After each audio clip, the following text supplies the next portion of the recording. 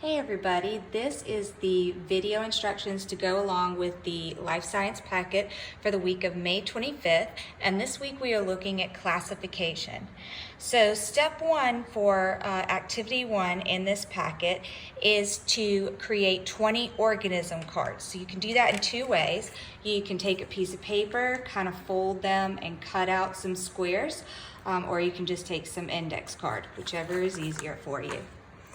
Then you're going to go on a plant and animal scavenger hunt around your neighborhood and record characteristics of different types of animals and plants in your neighborhood. If you're not able to go outside, you can also do this from memory, okay? So once you have created your cards with your characteristics, make sure you divide them into two main categories or groups, which are going to be our animals and our plants. And then after you have them divided into groups, you're going to divide them into subgroups. So we're going to start with our animals and see if we can find some like characteristics with our animals.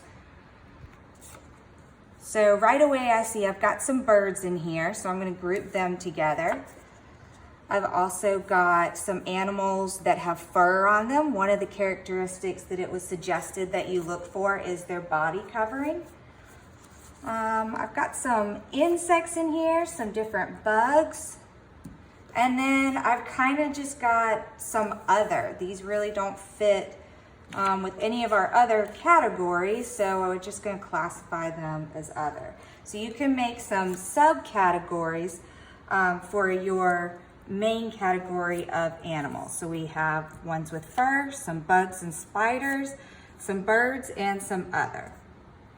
Then looking at our plants, I noticed on the walk that I mainly found some trees.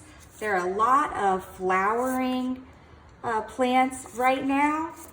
And then I also have an other category. So grasses, ferns, bamboo, these all fell under my other category.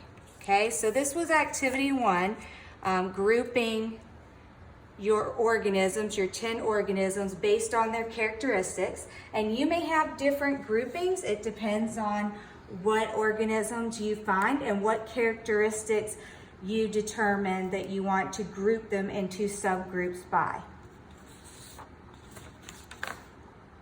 The next thing that you're asked to do in your packet is to make 5 new cards for organisms. Okay, so they give you these organisms here. We have a bat, a lobster, an octopus, a guppy, and a Venus flytrap. So you're asked to make some new cards for these and to see if they fit into your group. So I'm going to show you the animal one right here. And as I look at this, I'm not really sure that this works. I have a bat, which has fur, but it flies, but it's not a bird.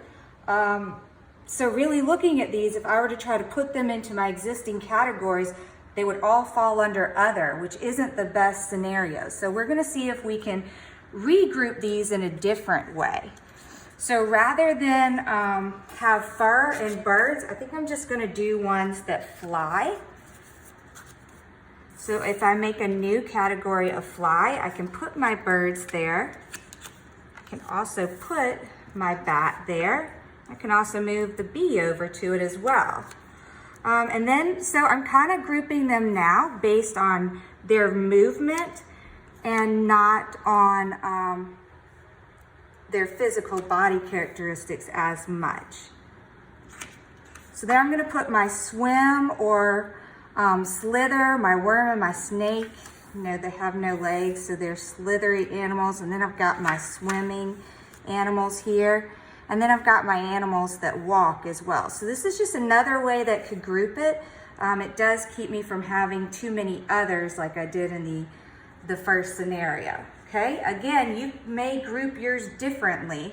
That just depends.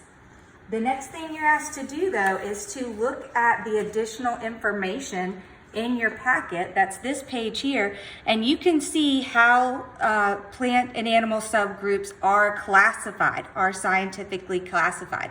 So then you can take a look at your organisms again, your animals and your plants, and you can use this to classify them. Like I already see, I've got fish, amphibians, reptiles, that these different organisms that I found would classify better under. So do this for your animals and for your plants. And then you'll complete the summary questions at the end. And that's it for this video. Thank you.